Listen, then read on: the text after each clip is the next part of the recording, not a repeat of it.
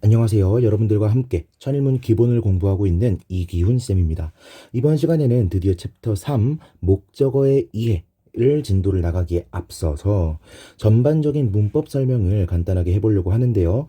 자, 지금까지 배웠던 것과 크게 다르지 않습니다. 일단 우리가 문장 성분 각각에 대해서 공부하고 있다는 거 지금 기억나시죠? 전 챕터에서 뭘 배웠습니까? 전 챕터에서는 주어에 대해서 배웠고요.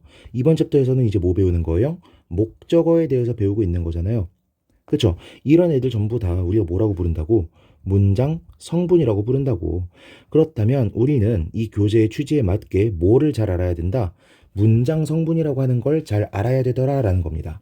근데 마침 제가 저번 시간에도 그랬고 그 전전 시간에도 그랬고 한동안은 제가 반복할 거라고 했던 거, 계속 반복할 거라고 했던 게 뭐였어요? 품사와 문장 성분의 관계였죠. 품사와 문장 성분. 진짜 이거는 제가 당분간 계속 할 거예요. 여러분들도 이거는 거의 줄줄줄 나올 정도로 자동화가 돼야 됩니다. 자, 품사는 몇 개를 알아두자? 4개 알아두자. 문장 성분 몇 개 알아두자? 4개 알아두자. 품사 뭐뭐 있었어요? 명사, 동사, 형용사, 부사.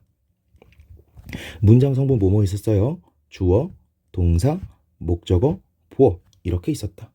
자, 그런데 이 품사와 문장 성분이라는 게 왜 중요하다 그랬어?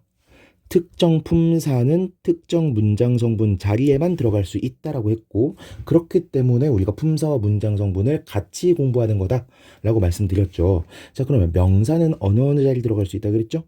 명사는 주어, 목적어, 보어 자리에 들어갈 수 있다라고 했습니다. 제가 대답하기 전에 제가 잠깐 텀을 두잖아요. 그때 여러분이 혼자서 대답을 해보셔야 됩니다. 동사는 어느 자리? 동사는 동사 자리, 형용사는 보어 자리, 부사는 아무데도 못 들어간다. 그런데 형용사와 부사 같은 녀석들만 묶어서 우리가 뭐라고 부르더라? 수식어라고 부르더라. 수식어 중에서 형용사적 수식어와 부사적 수식어 혹은 형용사와 부사는 각각 수식하는 게 다르더라. 형용사는 누굴 꾸며주고? 형용사는 명사를 꾸며주고요. 부사는 누굴 꾸며주고? 명사 빼고 다 꾸며주고요. 명사 빼고 다가 누군데? 명사 빼고 다니까 동사, 형용사, 부사 그리고 플러스 문장 전체, 절 전체도 꾸며줄 수가 있었다. 이게 가장 기본적인 내용이었죠. 그런데 이번 챕터 이름이 뭐라고? 목적어의 이해라고요. 목적어의 이해. 그러면 목적어 자리에 들어갈 수 있는 게 누군지 봐야겠죠. 목적어 자리에 누구 들어가? 명사 들어가잖아. 그럼 이번 시간에도 저번 시간과 마찬가지로 뭐를 알아야 되는 거예요? 명사류에 대해서 잘 알고 있었어야겠네요. 왜 저번 시간과 마찬가지로라고 했어? 저번 시간에는 주어의 이해 챕터를 공부를 했는데 주어의 이해 챕터에서는 주어가 명사 자리에 들어가니까 이때도 역시나 뭘 배웠었어요? 명사류에 대해서 배웠었잖아요. 그쵸? 자, 그렇다면 명사류에는 무엇이 있는지 한번 다시 정리를 하고 들어가 보자고요. 명사류에는 첫 번째, 우리가 알고 있는 일반적인 명사 혹은 명사구는 당연히 명사류라고 부를 수가 있을 거고요. 두 번째, 준동사라고 부르는 친구들이 명사류로 사용될 수 있더라 라고 했습니다. 준동사의 종류 총 몇 가지 있었죠? 준동사 3가지 있었죠. 준동사의 종류 뭐뭐 있었어요? 첫 번째, 투 부정사가 있었고요. 투 부정사. 두 번째, 분사라고 하는 친구가 있었고요. 세 번째, 동명사라고 하는 친구가 있었죠. 이 중에서 명사적 용법을 가지고 있는 건 누구누구였어? 투부정사와 동명사뿐이었죠. 투부정사와 동명사. 자, 그렇다면 지금 저희가 문법을 정리하고 있는 거니까 투부정사에는 어떤 용법이 있는지, 분사에는 무슨 용법이 있는지 등등등을 한번 말을 해보자고요. 자, 투부정사의 용법이 뭐뭐 있었죠?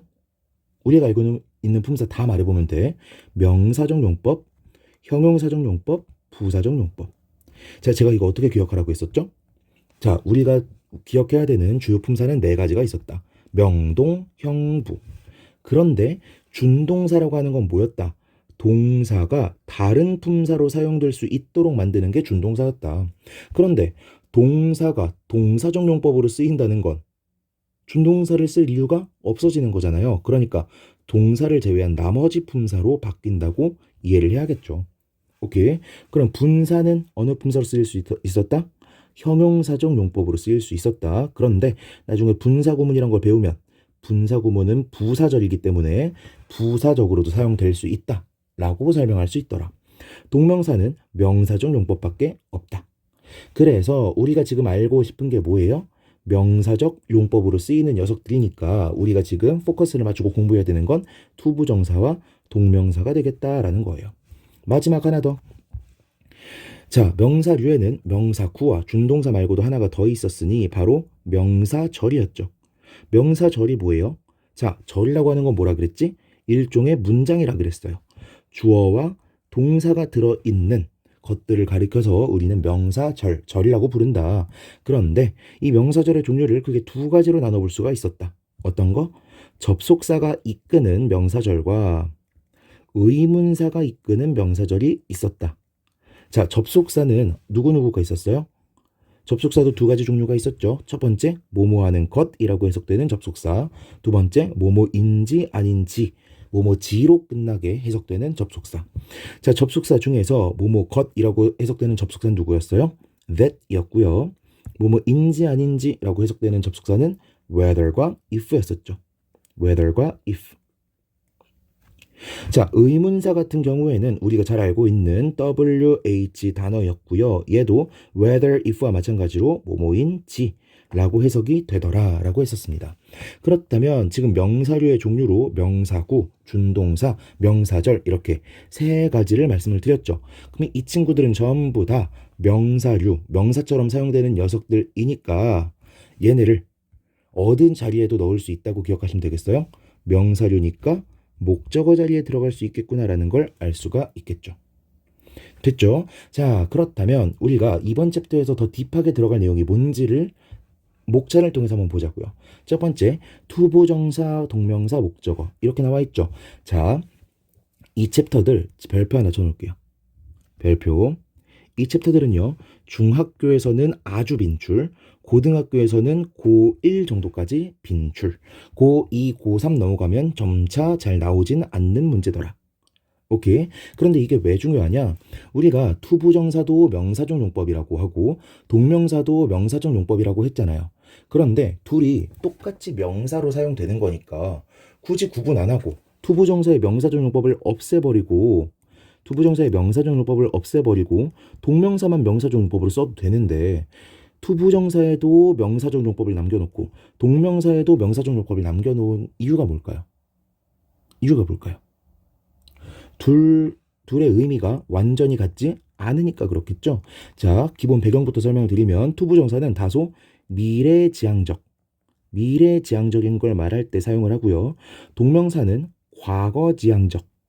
과거지향적인 동사랑 같이 쓰입니다. 무슨 뜻이냐? 동사가 약간 미래랑 관련이 있는 동사야. 그러면 목적어로 투부정사를 취하고요. 동사가 만약에 과거지향적인 동사야. 그럼 누굴 취한다고? 동명사를 취한다고요. 이렇게 이해되셨죠? 자, 그 다음 명사절 목적어는 제가 조금 전에 설명드렸던 명사절로 쓰이는 녀석들이 목적어로 나오는 거고 제귀대명사 목적어라고 나와 있는 게 있는데 이거 별표 3개 찍을게요. 하나, 둘, 셋. 왜냐면 2023학년도 수능 언제 시행된 거예요?